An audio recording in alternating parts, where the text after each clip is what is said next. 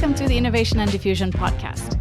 I'm Ruveyda Gozen, a research economist at the Program on Innovation and Diffusion at the London School of Economics. And my co-host is John van Reenen, who is the Ronald Coase Chair in Economics and School Professor at LSE and Digital Fellow at MIT. And today, our guest of honor is Pierre Azoulay, who is the International Programs Professor of Management at MIT Sloan School of Management. Welcome, Pierre. Good morning. Thanks for having me. Good afternoon for you, I guess. Good afternoon for us. Exactly. So I'd like to talk a little bit about what we're going to discuss today in this episode. Every year, every decade, on the news, there are new technologies. Scientists are working on more effective medicine or in other fields. So we kind of take the process of creativity or finding new ideas, innovation as kind of given. It's like it's out there, and we have new scientific developments and technologies over time and continue producing new ideas. However, the process of creativity or the production of new ideas, or for instance, in what kind of an environment these flourish, remain a black box. And you, Pierre, you're quite famous with your work on science, technologies, and management and entrepreneurship. So I would like to start with the question of how did you start studying science, management, technologies, and innovation before we dive into research questions? Okay, so I'm trying to filter the part that was planned from the part that's like a happy accident. The part that was planned, or I guess semi-planned, is that I was a graduate student at MIT, and so interest in innovation and entrepreneurship was kind of in the air. And I was always studying technology-intensive industries. I wrote my dissertation on the drug development process. Okay, so I was kind of in the zone, but that's still pretty far away from the scientific labor market and the organization of science and the funding of science. So how I got into this, I think, is in large part an accident. Interesting. Looking for, you have your dissertation and you're trying to publish it and you get your first job and it's like, what's next, right? What are you doing next? And I wasn't quite sure. And the first year that I was an assistant professor, I gave my job market paper to a seminar at Columbia where I was working. And in the room was my future collaborator, Josh Graf-Ziven. Basically was very informed about the topic that I was studying, the clinical trials process. And he was the only person I ever had in a seminar before that actually kind of could push back on the institutional details. So it gave me a very hard time. But on that basis, we got together and we struck an immediate friendship. And he told me about this idea that he had kind of vaguely thought about, that he wanted to think about, peer effects in science. And it was kind of, peer effects, superstars, it was kind of vague.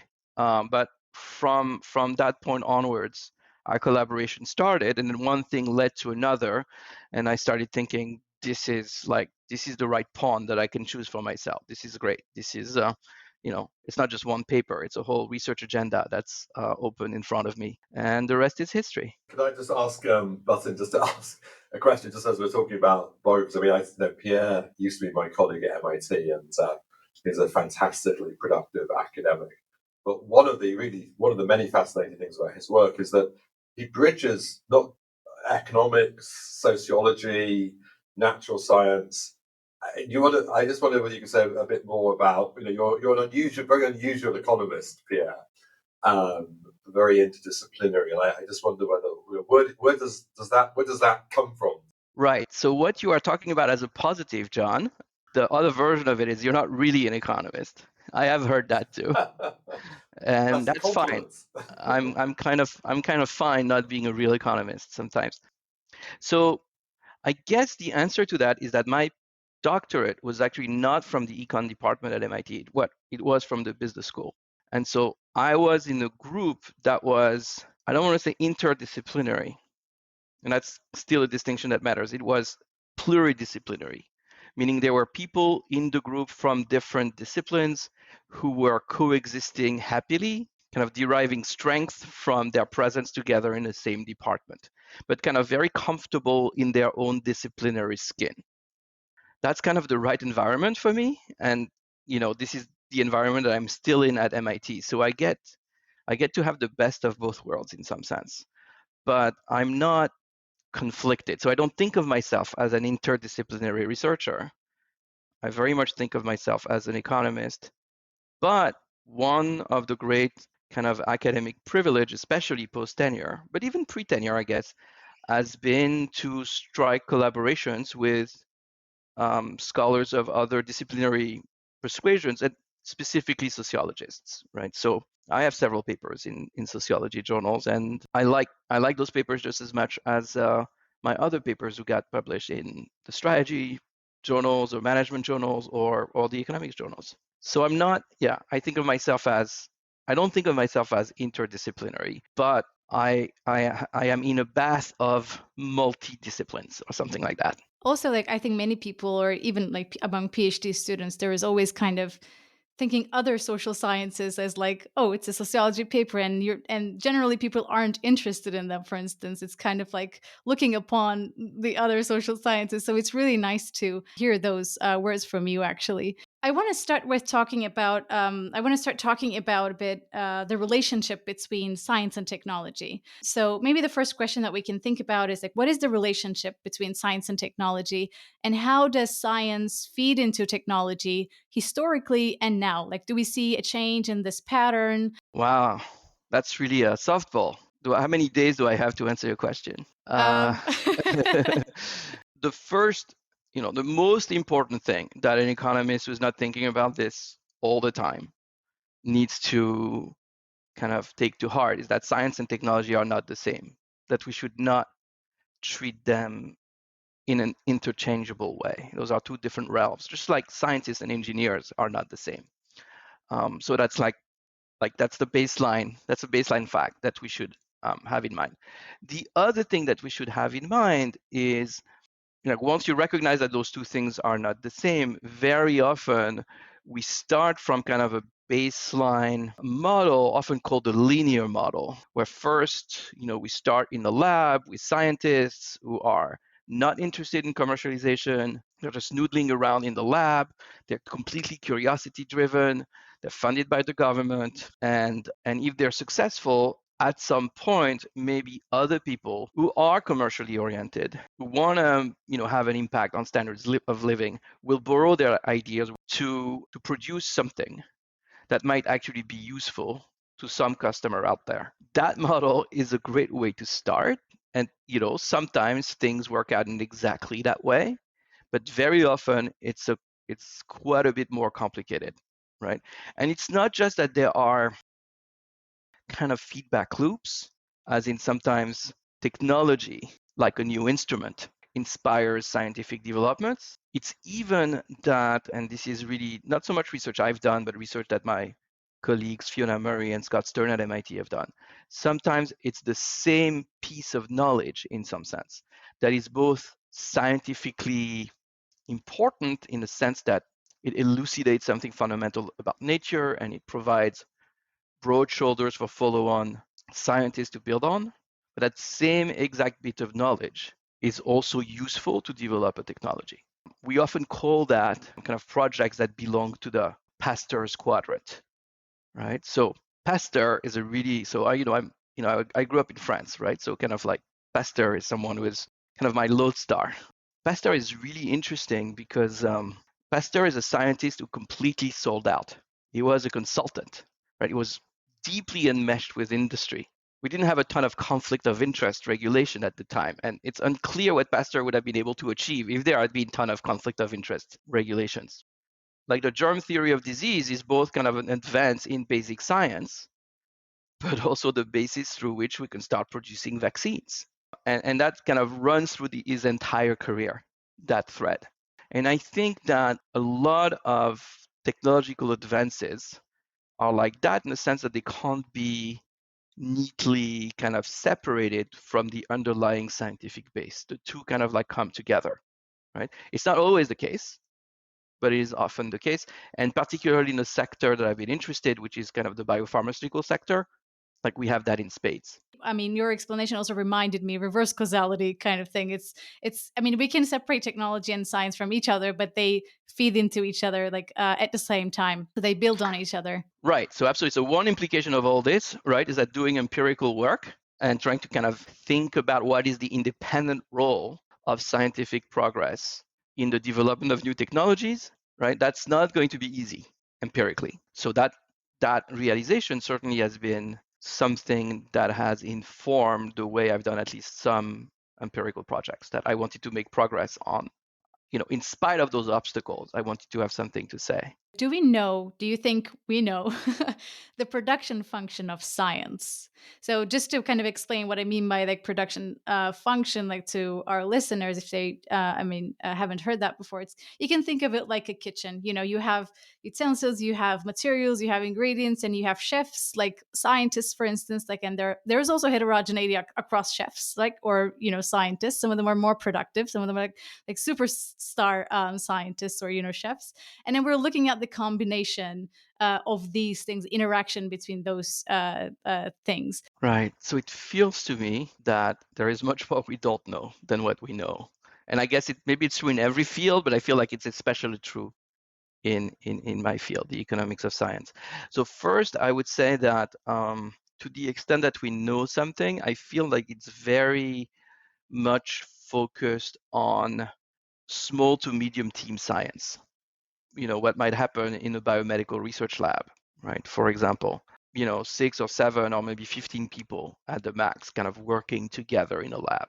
And that's very important, and that corresponds to a lot of science. But if you think about research in particle physics, like that's not the right model, right? You need a collider of some kind. It's a huge piece of equipment that costs in the billions of dollars. And even if we're not talking about the billions of dollars, it could be like in the tens of millions or hundreds of millions of dollars. It's a big piece of capital equipment, and it's going to be shared by many, many scientists. And so that leads to those kind of very large scale scientific efforts. Sometimes you see these papers with like 1,000 authors. And I think it's fair to say that we understand very little about big science of that kind. I think we understand a little bit more about what makes small to medium team science tick. Although, it's still a black box to a large extent. Right, which is exactly why John and I and many other co-authors are working on kind of opening that black box and studying management practices in biomedical research labs. We understand who are the cast of characters, that they are grad students and they are postdocs and they are technicians, and there's a PI who's a principal investigator, right, who's in charge of kind of raising funds and providing a direction to the lab. So we understand those things. But for example, like one thing we dimly understand is how talent concatenates in these teams. Like, so for example, I've done a lot of research on superstars, but I don't have yet an answer to the question, which I think is first order. Is it a good idea to concentrate all the superstars and all the talent in one place, or should we try to kind of spread them around? Our colleague Manuel Trachtenberg has this like working paper that was never published, but it has this great title that he has never really done something with, but he has kind of like pointed into a direction that I very much want to explore. And the title is, "Do two fiddles make a Stradivarius?" How much assortative matching in talent, right? How much does that matter for scientific progress? Our colleague Ben Jones has a little bit of research on this, where he seems to find that it's kind of like the max talent that matters in determining the productivity of the team as a whole.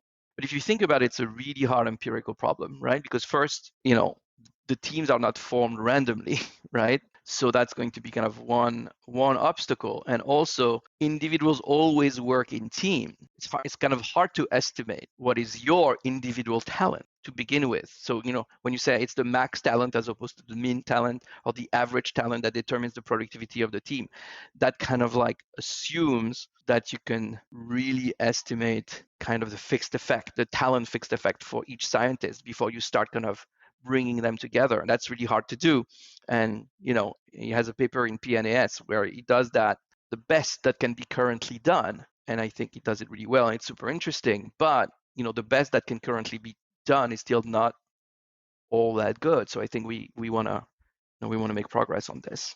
I mean, since you talked about superstar scientists, maybe we can talk about, like you have really nice papers on the effects of those scientists, but how important are individual scientists in the production process of science? Like you have a paper on this, when star scientists die unexpectedly or switch jobs, what happens to the output of their former colleagues or co-authors? Like, maybe we can talk about these super scientists a bit more. Absolutely. So let's talk about superstars. Now, I want to tell you how it started. We were kind of interested, when I started with Josh Graf Zivin, we were very much geography focused. We thought that the source of variation that was going to matter are people moving around. And then the first thing we did is that we were both at Columbia. So, we had a big medical school. It was easy for us to talk to the scientists we wanted to study. And so we had a number of interviews. And mostly it was, yeah, superstars are super important, blah, blah, blah. But then I remember this one interview with a scientist that says, I worry about those superstars. I think they're gonna suck all the oxygen out of the room. Wow. We didn't know how much stock to put in this kind of one interview, right? But the thing that inspired us, I guess, is the realization that maybe the effect, it was not just a matter of kind of estimating the magnitude of an effect that was surely going to be positive, right? It was also maybe like the sign was not completely pinned down from the start, and that the fact that what we could find was open-ended in some sense, that kind of gave us the boost and the confidence we needed early on to proceed. So that was the first thing. The second thing is that we realized, not all that quickly. Like, it took us 2 years to realize it. I remember us giving a really bad seminar early on at the NBER, and Daron Acemoglu taking us to task, basically telling us, and he was 100% correct, that we were trying to kind of boil the ocean and we needed to kind of get serious. But it's not just geographic space. There are other spaces to think about. There's the social space, that those scientists are linked to other scientists through collaborations. That if we were going to think about the effect of superstars on others that are supposedly non-superstars, maybe, right? We needed to think about what was the space we were going to focus on. And that maybe it wasn't smart to try to put everything together all at once, and that we wanted to be very precise about kind of the dimensions and the sources of variation through which superstars could actually influence those around them. And so that led to this first paper that was looking on collaboration links between superstars and their co-authors. So there's a superstar who dies suddenly and unexpectedly, and then we could look at what is happening to his or her collaborators now that he's not around anymore. We can kind of compare that with what happened to the collaborators of another superstar who doesn't die. And so what we found in this first paper is that, well, that was really bad for the collaborators. They really suffered, and on average they took a big productivity dip. You mean like in terms of publishing papers? In terms of publishing papers, in terms of citations, in terms of not just the number of papers but the importance of those papers. But then there were kind of two ancillary findings. The people who were very heavy collaborators of the star suffered more, but maybe not much more, relative to those who had been kind of casual collaborators. But the thing that we found is that those collaborators that seemed to really suffer like a drastic productivity loss after the death were those who were when they were not working with the superstar, they were working on very similar topics. So they were not especially close necessarily in social space, but they were very close in intellectual space. And those scientists really, really suffered. To us, it was the most important thing. I don't know that people who read it really kind of keyed on that result necessarily, but for us, that was the thing that was most intriguing. And it was also the thing that was frustrating, because one limitation of that first paper is everything, we observed you only conditional on being a collaborator. So if you were a collaborator, we could say, okay, you're close intellectually or you're far away intellectually. But that didn't help as much as we wanted, because we wanted to have something to say about what's happening to the people that are close or far away intellectually, whether or not they collaborate with the star. What about the people who are intellectually close but not socially close, as in there is no link, there is no co-authorship link between them and the star? And so it took about 10 years, maybe slightly less, but about 10 years, for us to have kind of a realization that the data existed for us to identify intellectually close researchers independently of collaboration. This is all to do with PubMed, which is the big bibliographic database in medicine. And it turns out that each paper in PubMed comes with intellectual neighbors. And if you go to PubMed, you can look at any article, you will see related citations. And those are related articles, kind of intellectual neighbors. And the thing that's really important is what makes you an intellectual neighbor has nothing to do with collaboration or with citations. It's only like the keywords are the same. And there are lots of keywords. It's kind of like quite an informative signal. So anyway, that's kind of like the new data that enabled us to write a second paper on this. Where the thing that mattered is the thing that stayed constant is we were still looking at scientists dying. But now we could look at people who were intellectually close, whether or not they were collaborators.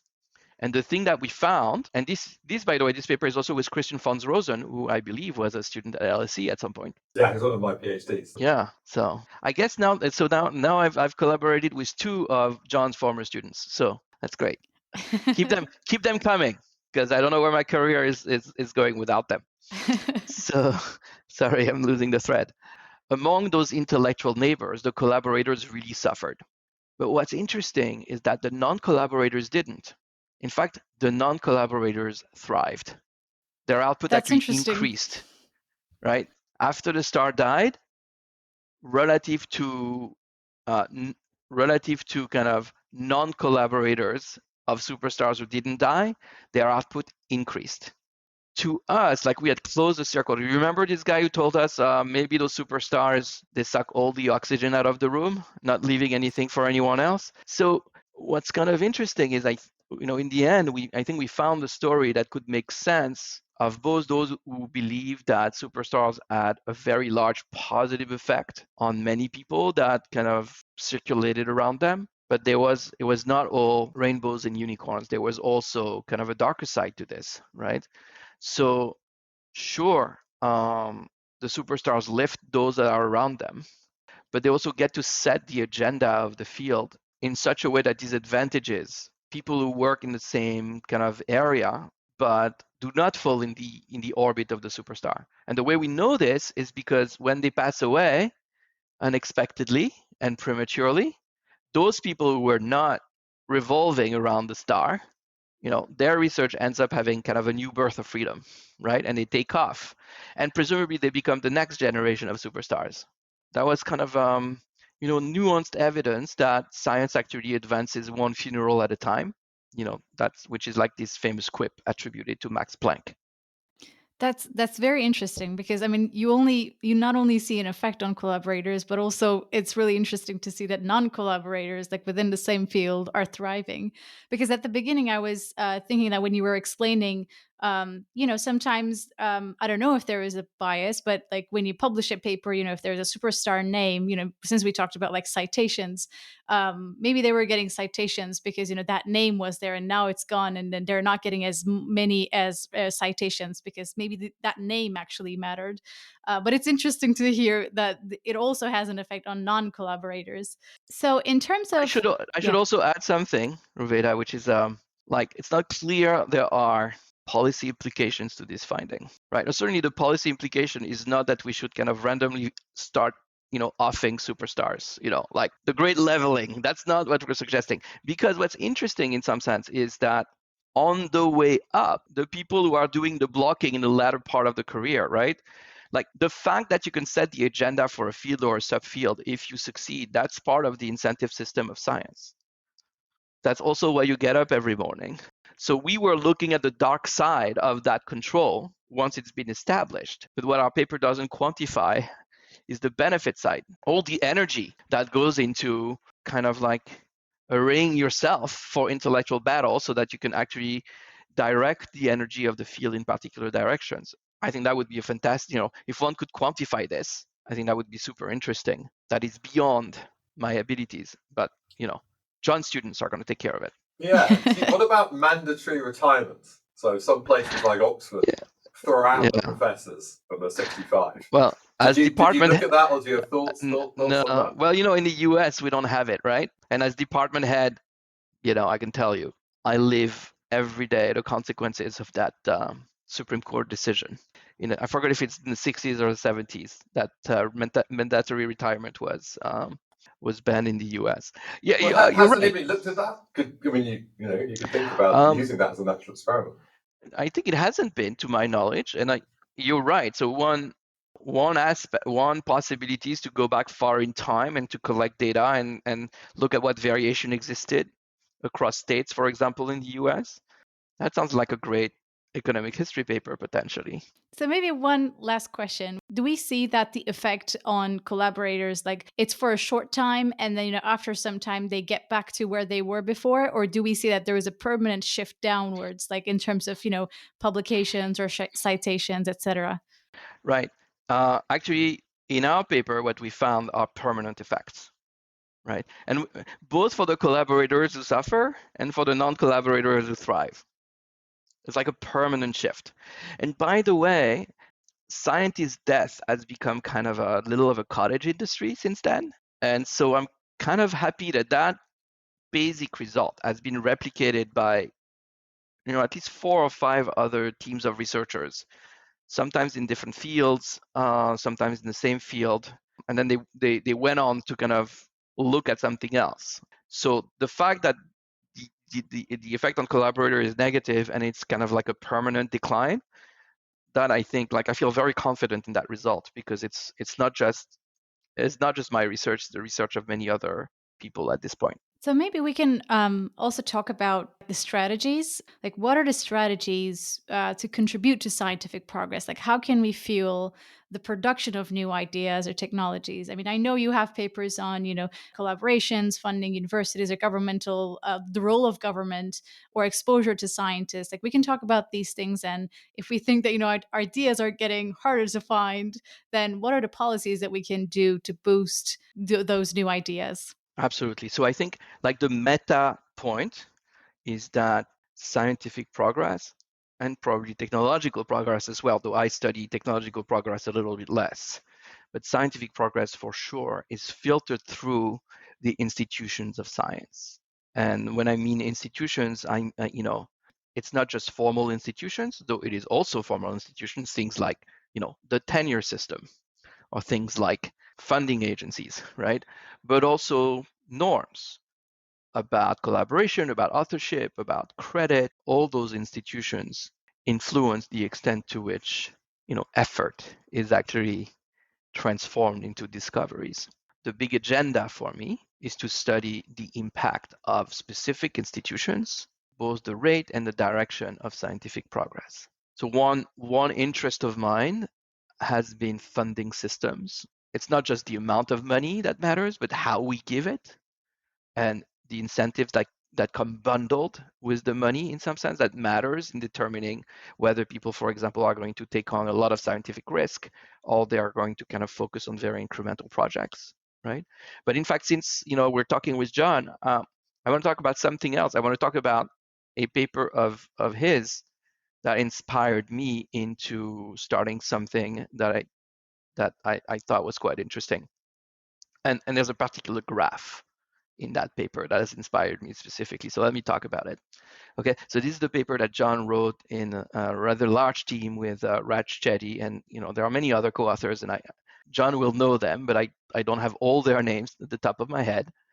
But this is a paper about Xavier Yaravel at LSE, right. Alex Bell, Yeah, and Nevyara Petkova. Yeah. So it's about, are inventors born or made in something, right? The life cycle of inventors. It's a super interesting paper. They have all this amazing data where people are linked to their parents, and there are tax records, and so you can look at the universe and kind of think about who becomes an inventor. I mean, it's just it's fantastic. Okay. In the paper, there is a graph that looks at the propensity of someone to patent in the same patent class as his father. And there could be many, explanations for that, including, I guess, genetic explanations, right? But it's much more striking is that not only are you much more likely to patent, you're much more likely to patent in exactly the same class or in a very related class. And actually, you're not all that likely to patent in a class that's not related. Like if your dad is an electrical engineer, you're not all that likely to patent if you patent in a class that's not related to electrical engineering. That's mind-boggling. That really lends a lot of credence to this idea that exposures, possibly kind of relatively early in life, really shape the extent to which you're going to apply yourself to the innovation sector of the economy. And so, I've been very interested in the supply of innovators. Are they made, not born? How are they made exactly? I had long known about a program at NIH that took young physicians fresh out of medical school with basically no research experience and gave them 2 to 3 years of intense research training in a rarefied kind of environment.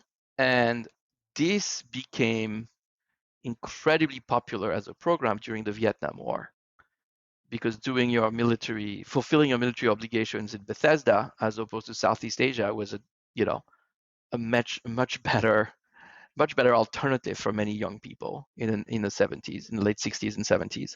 And so that program was vastly oversubscribed. I knew about the existence of this program. Some papers had been written about it, some oral histories.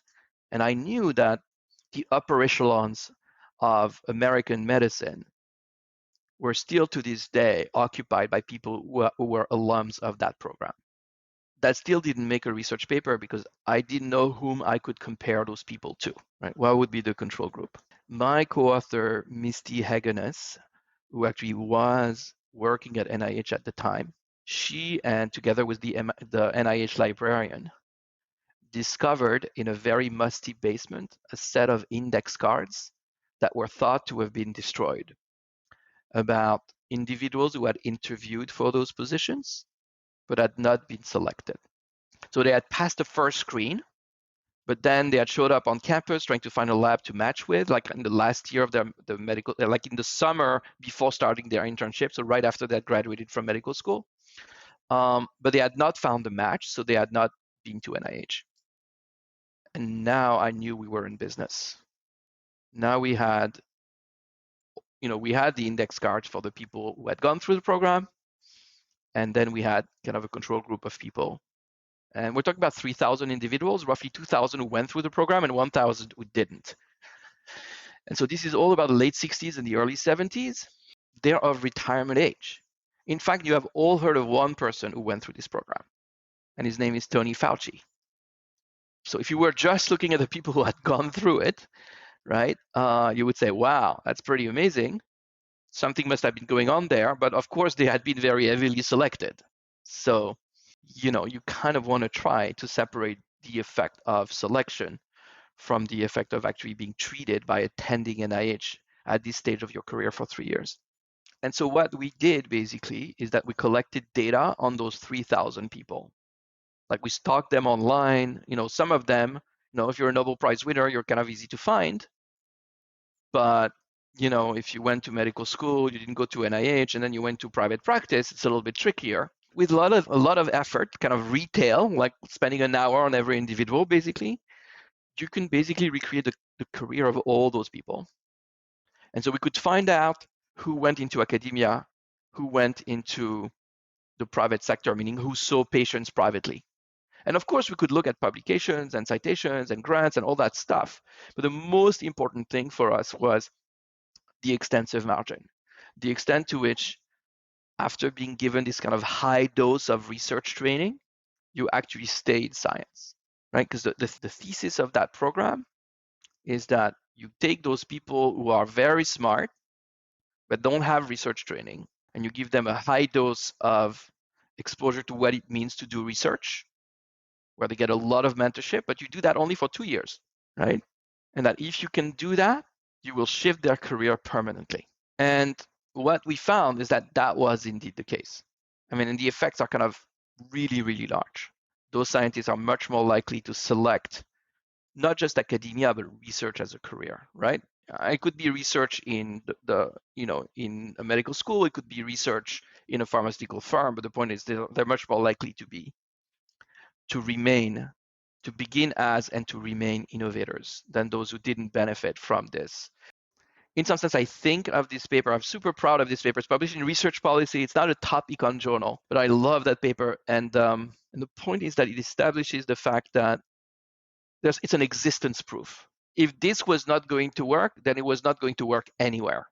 So it's kind of an existence proof for the idea that it's actually possible if you have exactly the right training recipe, in some sense, to induce people to shift from the production sector of the economy to the innovation sector of the economy in a durable way, right? And we know that the only way we can keep the research engine going, right, is by channeling more people into research. So it's kind of important. That points to, like, that makes me think a lot about how we should think about pre-docs in economics, for example, right? Because I think of pre-docs a little bit as this kind of high dose of research exposure, kind of at exactly the right time of your career. But if you take our results seriously, maybe the implication is we shouldn't have that. Shouldn't be kind of that pre-doc shouldn't be kind of a set of bilateral relationships between researchers and trainees. There should be pre-doc programs where they can rub elbows with one another and they can have a sense of kind of a cohort. And maybe those peer effects very early on are super interested in kind of explaining persistence. Like, I don't know that for a fact because there was only one NIH program, but that was certainly an ingredient of that program, right?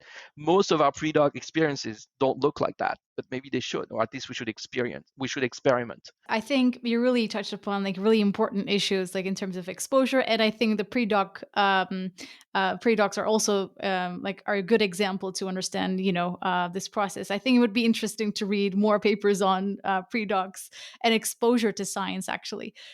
You actually mentioned a lot during the episode about the data that you collected. It seems to me that you don't work on that much ready-made data sets. It seems like you're chasing after the data that's not immediately available out there, and you wait for that, and then when you find the data and when you find the variation, like exogenous variation, etc., and then you just go ahead and write the paper.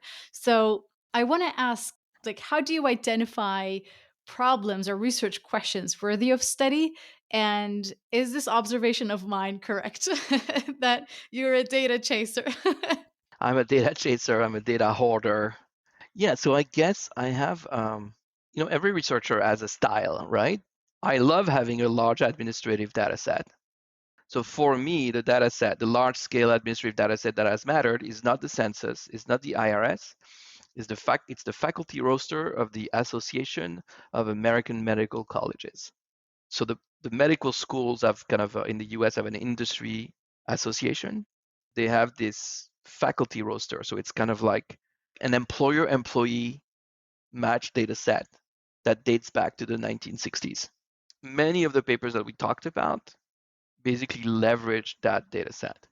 So that's one pillar, but the other pillar is to find, the data that you have in an administrative database, it's still kind of very limited. It's important, but it's very limited. So the idea has been very often to combine that with a much smaller data set on a much narrower set of individuals, where my collaborators and we could get up close and personal with them. And that basically required, this was true for the Superstar data set, this was true for the Yellow Berets, the NIH program that I just talked about, right? Where we literally, I could show you on my hard drive. Well, I couldn't show you because, I have an IRB that says I can't show you, but, I have these folders like from A to Z, and I have thousands of CVs of those individuals. And the CVs are much richer. There's so much richness in what you end up knowing about a scientist if you have the whole CV or biosketch. And then for some, we went even, for example, figuring out who among those people actually die, right? So I have a lot of obituaries as well. And when you read obituaries, one thing you can get very, it gets sad very quickly, right? Because you get to the circumstances of the death. Like for many of those scientists, we need to figure out exactly, when they died and the circumstances of their death, right? If it was, unexpected, for example, versus not. So that was kind of weird. So I like to combine those two things. Like if I have kind of a distinctive recipe, is the combination of kind of small data sets where observations have been collected one by one. And I did, I had some RA help, but I did I did a lot of that work myself, I have to say. I kind of like it. That's amazing. I like getting up close and personal with your data points. I feel like I do better research if I can do that. I can endure quite a bit of data collection pain when it is of that style. I mean, that also tells me that, you don't give up on on a research idea immediately just because there is not a readily available data set. Well, I think it's worse than that. Unfortunately, sometimes I over collect data. Oh, And that's sometimes interesting. I collect, there are cases where I collected data because I thought it was super interesting. I kind of didn't attend enough in the process that the source of variation that I was interested in was there was just not going to be enough variation. So it I has see. happened. It has happened. I spent 1 or 2 years collecting data that proved kind of useless from the standpoint of writing an impactful paper. It's the style that works for me. It's also the case that I did a mid-career move when I went from Columbia to MIT. So I got more years to kind of prove myself, but I don't know that it was necessarily prudent or that I would recommend this strategy to a kind of a young researcher starting out today. Yeah, actually, I was going to ask about that too. I mean, is there anything, for instance, that you wish you had known when you started your career in the early years? I don't know. I feel like my career has been a series of happy accidents, and I'm super fortunate. It's probably not only I don't luck. want to. I mean, Yeah, no. I mean, no. I'm not. I'm not trying to do kind of false humility, but career planning has not been my forte. I have other fortes probably, and I look at my young colleagues now, and even my kind of senior PhD students, and they strike me as so much more thoughtful than I was. That's a skill I simply didn't have, and I'm not sure I have it I still. mean, I think, I hear exactly what Pierre's saying. I feel the same way. I'm also someone who has, is much less good at kind of, going all the way down the decision tree. But I'm not sure that's necessarily a bad thing. I think people often have the slight illusion that you can plan out, exactly where you're going and then tune the research you're going to do, whether it's data collection or other things, to fit that career plan. And life is more random than that, and research is more random than that. And what's that old Jewish proverb? How to make God laugh, tell him your plans. So it's I think one of That's the true. beauties of research is to do things which may end up not being useful, but you don't know, and you have to indulge your kind of curiosity. I don't disagree at all. But John, you're interviewing me, right? So I'm a survivor of this process, right? We don't observe the people who, benefit from less luck and are not in a situation of being interviewed. So I think that's the one caveat I would make. But I wouldn't change a thing personally. The missing Azulays. Yeah, something like that. Yeah. All right, then one last question. What are the failures that you learned from? And maybe another thing, additional to that, we can talk about. I mean, we talked about your research, but what are the areas that we still need an answer to? And we can then sum up. Okay, so failures, de-risking, failing to de-risk a project early on, collecting data for a year and a half, running the first regression, running the 10th regression, and kind of finding out there's just nothing there. It's just, I've had those. I guess maybe everyone has had those, but I think the thing that rankles, and frankly, one of my graduate students suffered because of my failure of de-risking the project. That's a paper she didn't get to write. Now, fortunately, she got to write others, and everything is well for her. So I'm very happy about that.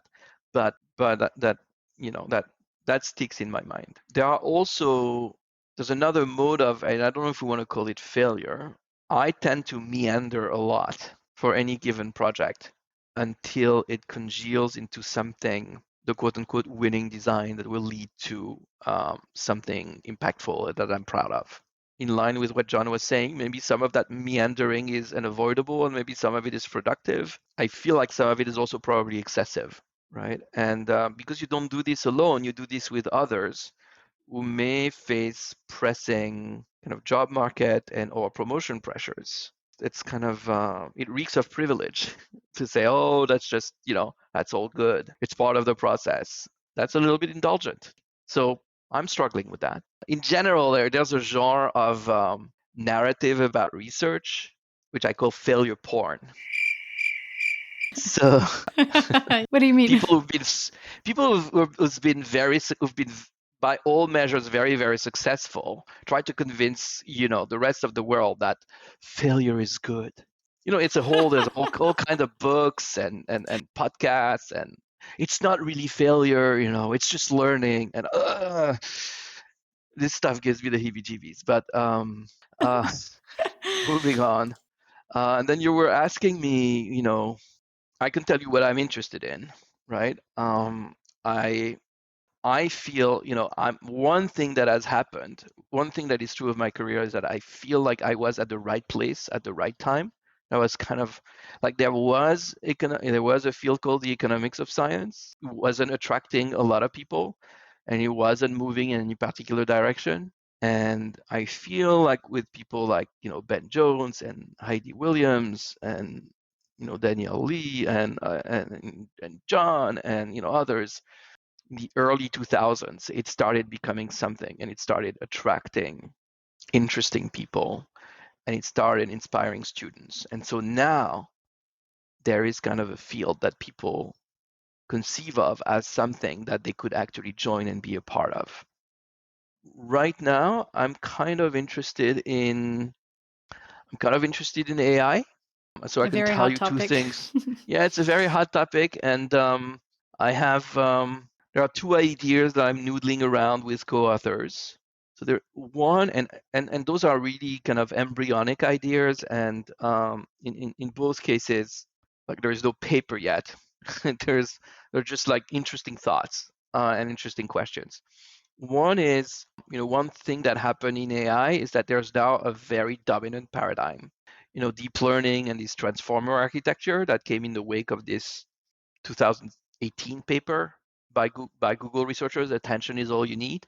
And everything that we see in AI right now, whether it's the image generation or the protein elucidation or the large language models, all of it is an elaboration, is a variation on that theme. And here is something that I like to know.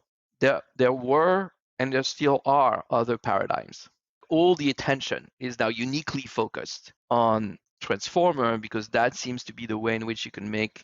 And so potentially there's a trade-off between the progress of the dominant paradigm and exploration of alternative paradigms. With Jane Wu from UCLA, we're trying to think about whether we could say something about the giant sucking sound of large language models and that dominant paradigm, and if we could quantify in some sense the welfare loss of having all the talent and all the effort piled into that kind of one single direction. I really don't know if we can do this, but it's been keeping me awake at night. That's very nice. So that's one. And the other thing is and with two other young co-authors, Abhishek Nagaraj and Josh Krieger, we're interested in large language model competition. Like we're interested in thinking about whether you should expect only a handful of players in steady state, or is this going to become kind of a very fragmented industry? And that's a very active piece of the debate, and I think that economists and specifically the field of technical change has a lot of thoughts to offer, including computer scientists, and how to think about that question. So that's something I'm thinking about as well. I'd just like to say thank you to Pierre for a really terrific interview. And obviously I've known Pierre for many years and enjoyed his work, but actually hearing more about it and some of the background has been really, really fascinating. So thanks very much, Pierre, for your time. Well, it's been great fun.